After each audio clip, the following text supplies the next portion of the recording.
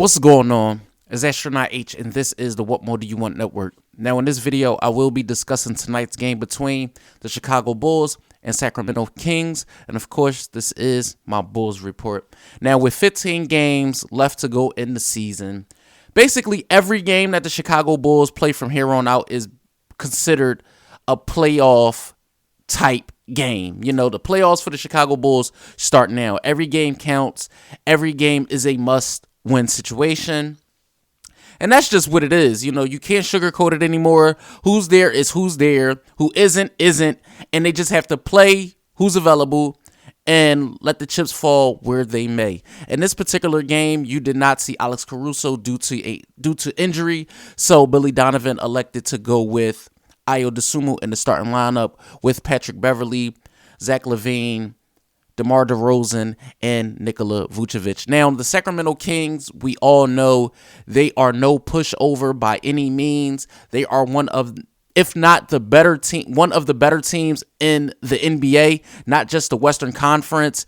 They have surprised a lot of people. If you haven't seen Kings games, you know, from De'Aaron Fox to Domantas Sabonis to Keegan Murray to Harrison Barnes, Kevin Huerter, Malik Monk, the list goes on and on, but they were without Trey Lyles in this particular matchup due to what happened in the game with, I believe it was the Milwaukee Bucks, and that little, you know, whatever you want to call it, that him and Brook Lopez had towards the end of that game. So to start the game, you seen the Bulls, they did turn the ball over to open the game up. And I saw that, and I'm telling myself, I'm like, okay, if this is going to be the way we lose, then it's going to be a very, very long night.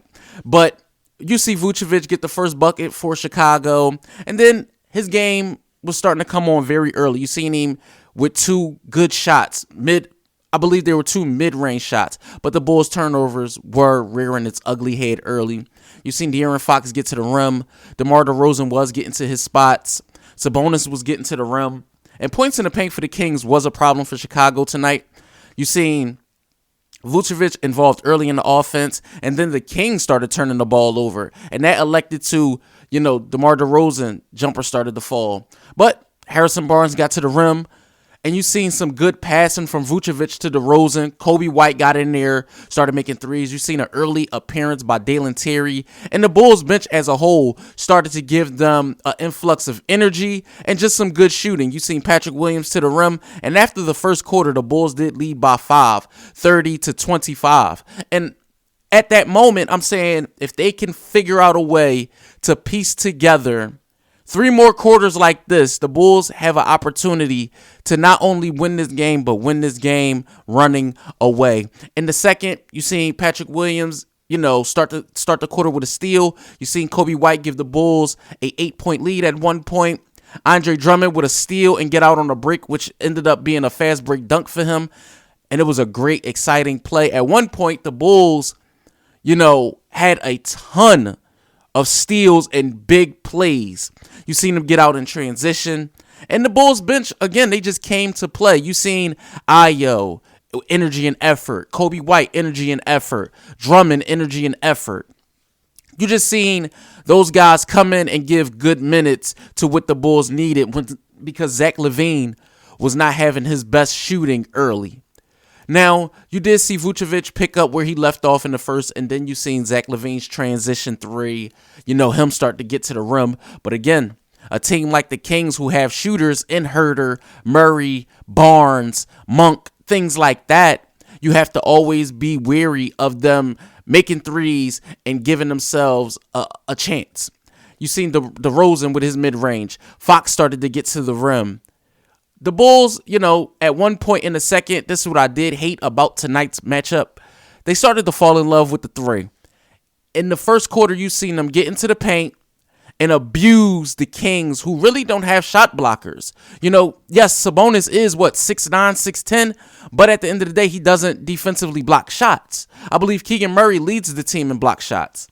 But at the half, the Chicago Bulls were up 58-48. Now, 10-point lead at half. You're saying this is where the team should be able to go into the locker room, figure out what worked, and add on to that.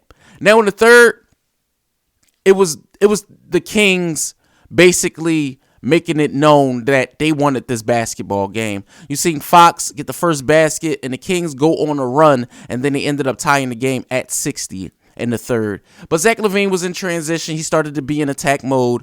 You seen Patrick Williams with a 3, Patrick Beverly with a 3, but the Kings started to get to the line due to, just attacking the rim. You seen a Keegan Murray 3, and then Malik Monk made his appearance in this basketball game. I believe at one point in the third quarter, it was either the third quarter, I believe he made 3 threes, if not in the third quarter. Then you just seen Vucevic start to get paint touches, and at the end of the third, the Bulls did find themselves down 5, 85-80, which led to how the game went in the fourth quarter, which in the fourth quarter, it was a lot of, outside shooting by Chicago and just a grit and grind mode by both teams. You seen exciting and explosive plays by De'Aaron Fox. He's one of the better fourth quarter closers, but make no mistake, DeMar DeRozan was doing his part for the Chicago Bulls also. You seen a lot of, you just seen a lot of plays made by both teams, honestly. You've seen a lot of plays made by both teams. I am not going to dispute what I saw from the Bulls, but it just was not enough to carry them late in this basketball game. Now, in the latter stages of the basketball game, the Kings did end up going up at one point, and I believe it was late in the game, and they went up as much as 4. They went up as much as 4, and the Chicago Bulls, they needed a 4-point play. It was a lot of fouls. It was a lot of, chances to the line for the Kings, and the Bulls ended up being down 4. They ended up getting a play where DeMar DeRozan hit a 3 out the corner, and then DeMar DeRozan hit another 3 from the top of the key, and he was fouled. Shot the free throw. The game is tied. Now, in the latter stages of this game, and we all know who the Sacramento Kings want to give the ball to. They all want to give the ball to De'Aaron Fox. That's just what it is. We all know, everybody in the building knows De'Aaron Fox wants to be the one to not only get this basketball, but win the basketball game. And the Bulls, in my opinion, they did not trap De'Aaron Fox hard enough on the inbound. I would have elected anybody else to get their hands on that basketball besides Swiper. That's just the way I feel, because at the end of the day, he puts himself in position to ultimately end games. And the Bulls did play good defense on him, but ultimately De'Aaron Fox hit a 3 over 2 defenders from Chicago, and that was the game winner, man. The Chicago Bulls did lose tonight's game to the Sacramento Kings by a final score of 117-114. The Chicago Bulls are now 31-37 on the season. I'm not upset that the Kings beat the Bulls, because the Kings were the favorite in this matchup. I'm upset that the Chicago Bulls didn't play 4 quarters of basketball like they should have, man. They fell in love with the 3. They weren't abusing matchups where I seen that they had the advantage.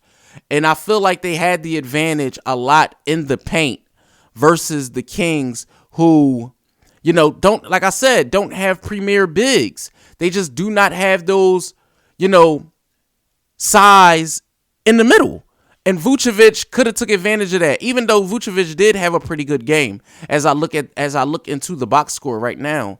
But, like I said, the Bulls scoring 34 points in the fourth quarter, and 22 in the third, that's only what, 56 to the Sacramento Kings 69 for the whole second half. If you want to discuss points in the paint, Chicago with 30, and the Kings with 36. And you look at turnovers, the Kings had 19 turnovers to the Chicago Bulls 14. We're talking about 14 turnovers to 19. The biggest lead, it was 13 lead changes and 13 ties. And like I said, man, the Chicago Bulls got to find a way to piece together these games down the stretch, because as we go into what basically is a gauntlet going on in the latter stages of this season, they have 2 games coming up versus the 76ers. They have, I believe there's a game coming up with the Miami Heat, and it's another game coming up against the Minnesota Timberwolves, which is Friday. So the Chicago Bulls have to figure out a way out of these next 4 to at least get 3. They have to figure out a way to get at least 3 out of these next 4, honestly, if you're asking me. But as I look into the box scores, the high man for the game was DeMar DeRozan with 33. He did also have three assists and 3 rebounds. You've seen Zach LaVine with 25, 6 assists, 5 rebounds. Vucevic with 20 and 14. Patrick Beverley with 11 rebounds and 3 points. Patrick Beverley did have a big 3 in this game. You see Andre Drummond off the bench with 3 points. Only had 1 rebound. Kobe White with 12. Did hit a few big 3s. Same thing goes for Patrick Williams with 13. You seen Dalen Terry with 3 points. Ayo Dosunmu with 2. I would have liked to see a lot more from Ayo off the bench in the place of Alex Caruso tonight.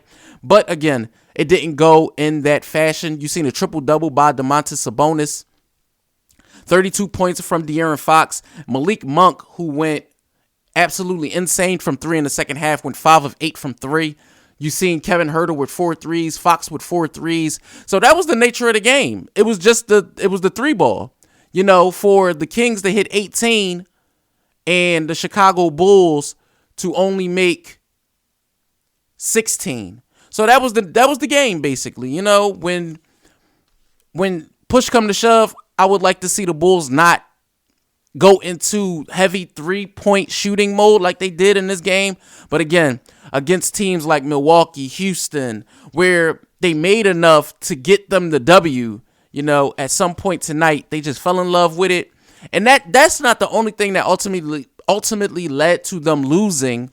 But I feel like more inside, more post, more driving, more, you know, things like that. That would have gave them a better opportunity, and maybe they would have ran away with this game tonight instead of being on the losing end.